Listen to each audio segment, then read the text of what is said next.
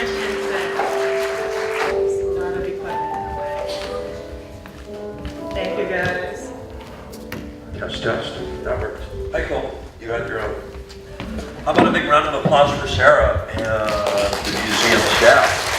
Thank you. Thank you. This is just the second day. Last night was awesome. Thank you so much. Thank you. Thank you guys for doing what you do, again, to give me stuff to program. So thank you guys for being filmmakers and creators. So my first question will be to Kohl and to Daniel. For your short film, Dust We Return, which was the second film in our program, can you guys talk a bit about how you guys got started on that project and how you made it, and why you made it? How good was that last film? How powerful. I haven't seen that or heard about it. I wasn't see that. That's a tough, scary act to follow, and I'm just so worried about what's happening between Wahiwa and Haleiwa on all the old ag land over there, what kind of weird science is being sprinkled on Oahu. Yeah, I don't even know. I live out there, and I don't know if it's as bad as Hawaii, but that's pretty scary after watching that. All the poisons and everything. And we see them spraying out there sometimes, but it seems like it's a lot worse there. But yeah, sir, the film. No wonder you go underwater. Right. The film. It was funny. The first three films had people running rocks, and I'm laughing. Our film was. It was kind of a little outside the box for us. I think a friend of ours from Oregon kind of approached us and said, "Hey, you want to do this?" And it was, I mean, you can kind of interpret it however you want. It was a little abstract and kind of fun to film. We took some wave footage, wiping out, and then we went out to Mokulei actually and did that off of my boat and did a lot of the underwater stuff with the rocks, and Russo was filming with his red camera. Yeah, Daniel, how was it working underwater, watching Kohl? Yeah, no, that was what I don't know. Russo's an amazing water photographer that lives on the North Shore. So we did a lot of good work in our festival, and hopefully more in the future. No, it was really fun. Like Cole was saying, it was something a little different than a lot of the projects we have to work on. There's a lot of different thoughts and emotions and different, visual intake that people can take. Not just seeing a person on a wave surfing and stuff, but more of a deeper meaning. And that was really cool to work on. And I don't really get to wear or use scuba tanks too much, so that was pretty rad. I was wearing tanks and being able to stay down for most of that underwater footage was kind of like I was down there the whole time, and then Cole would go up, take air, come back down, and so the director and I would just stay down with our tanks. And then he'd go up, get some air, and we'd be down there just kind of like looking at like a little, we had like a shot list and like a laminate and stuff, so we'd go through that, kind of study it, and then be like, hey, Cole, come back down. How long were you guys Sure, I down can hear you there? perfectly. That's my daughter, by the way. She doesn't want to make noise. Well, like I said, I don't really get to use the tanks much, so I was kind of just like, yeah, this is cool. Like, I'd be like snorkeling around over there, like messing around, and he'd be like, hey, get over here, we gotta shoot this, and I'd be like, what? All right. That's great. Oh my gosh, that's awesome. So for Mark, and I feel like the film Mark was featured in Like Water. I feel like this affects actually all three of you, because I think y'all live in the North Shore, I believe, and the Lifeguard Association is so important. And so Mark, I want to ask how you got involved with that little short film, and if you have any more feelings on it. It's a small island. They called me, and I went to Ehukai and talked to the microphone.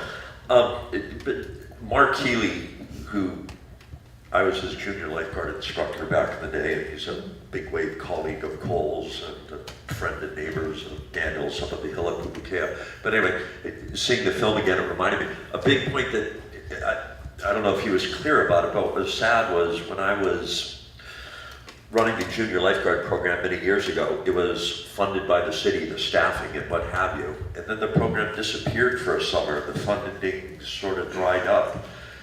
And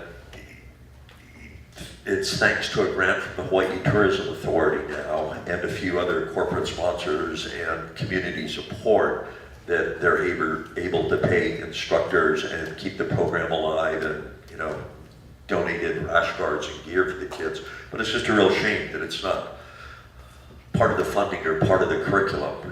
And I'm wearing this t-shirt that celebrated last summer 100 years of lifeguards on Oahu and in Hawaii. We just have this wonderful, long, strong tradition. And, you know, part of the subject of the film was, and I have to watch my word, they're lawyers in here did, but the bill that took away legal protection for the lifeguards was, you know, a big point there. And the lifeguards are still doing their jobs, and you know, it would be gross negligence or someone really screwing up that a lifeguard could get screwed. But you know, the guards keep going to work and doing their job and manning their posts, and the men and women get the job done. And so far, it hasn't come to bite us in the butt. Yeah, a round of applause for this brave lifeguard.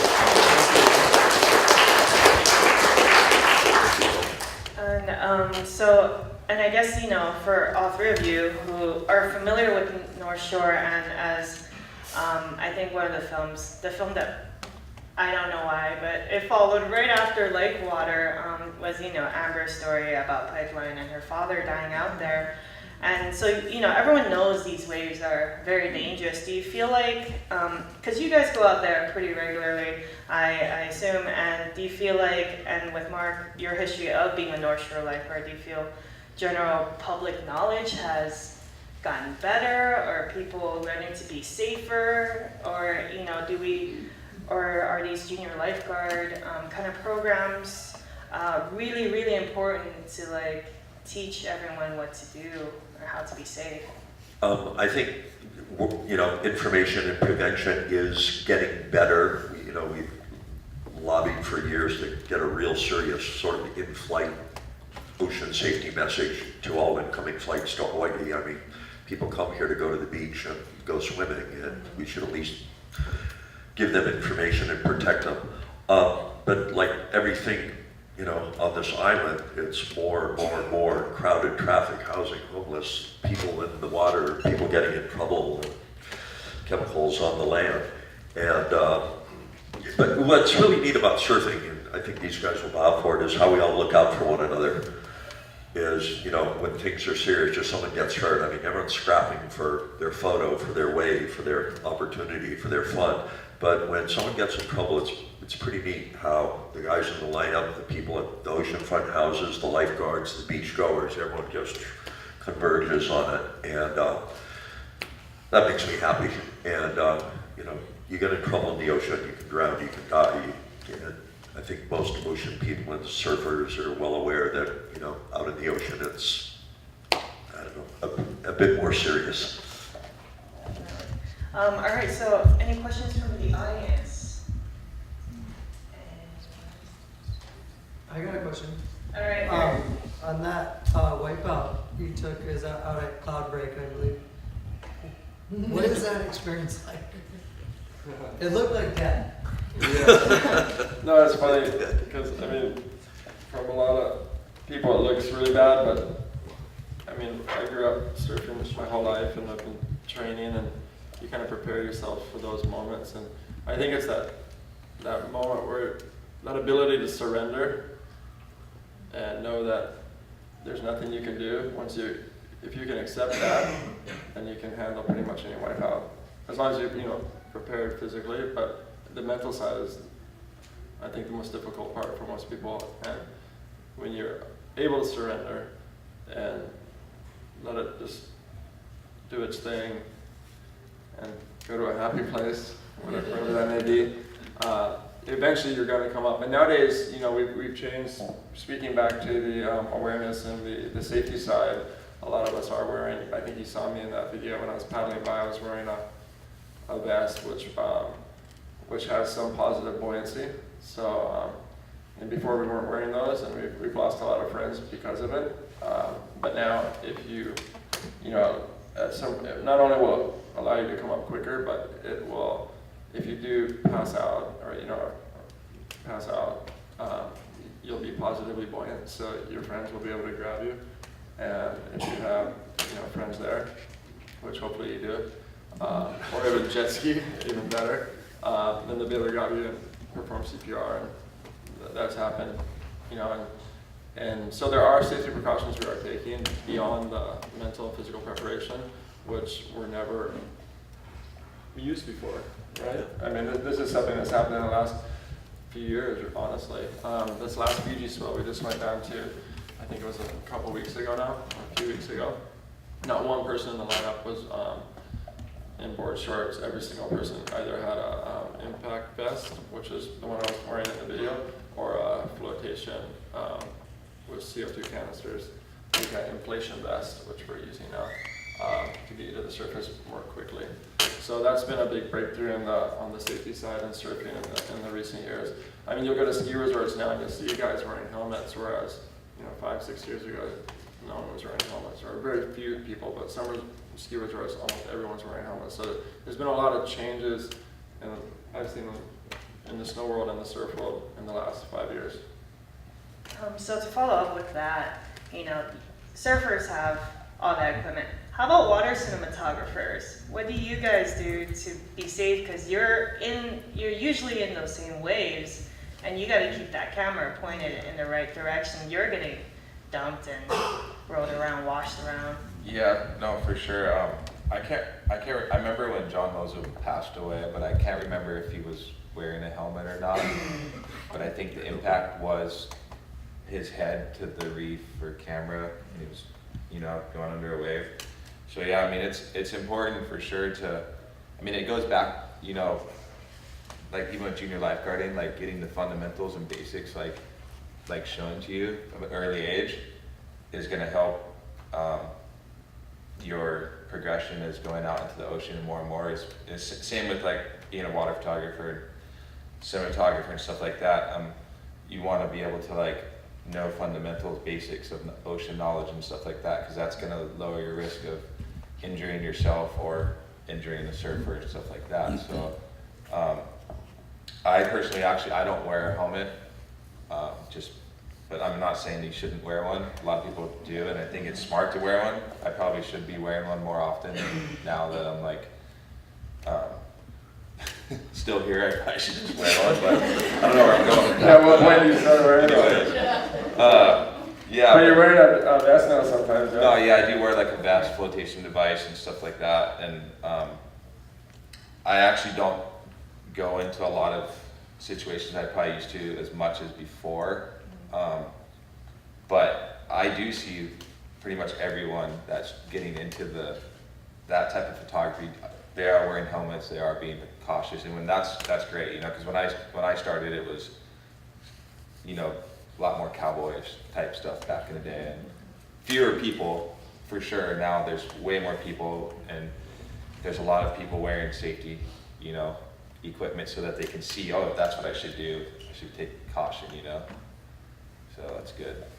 What's real interesting in that film, Zach Boyle, one of your colleagues, he was a former junior guard.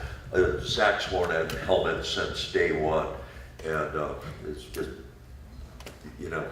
Amber having one also was pretty automatic. But you're right, I think a lot of the younger guards are, photographers are, wearing a helmet out there in the light, which makes all the sense in the world. Any other questions from the audience? Yes. Mark, I wonder if you could comment about the film that Kohl was in, one that you actually starred in 20 or 30 years ago, that I think David Parrish and Penny Backer put together.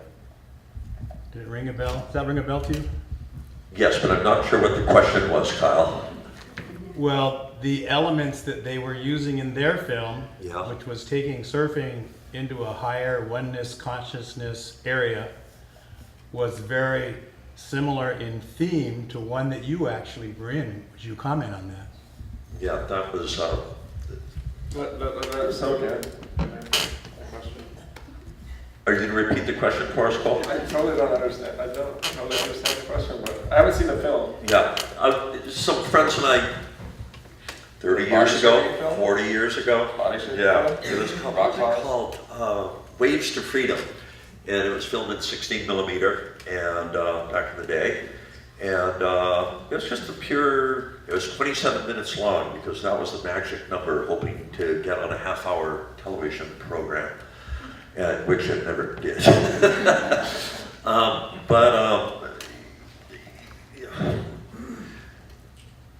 A vanity piece? I don't know. It's more of a personal piece. It was very unique, Kyle. It's my dear friend Keith Malloy came up with one that's 6 or 7 years old already, called Hell or High Water.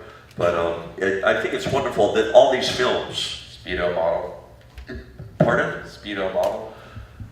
We're not going to talk about that, Daniel.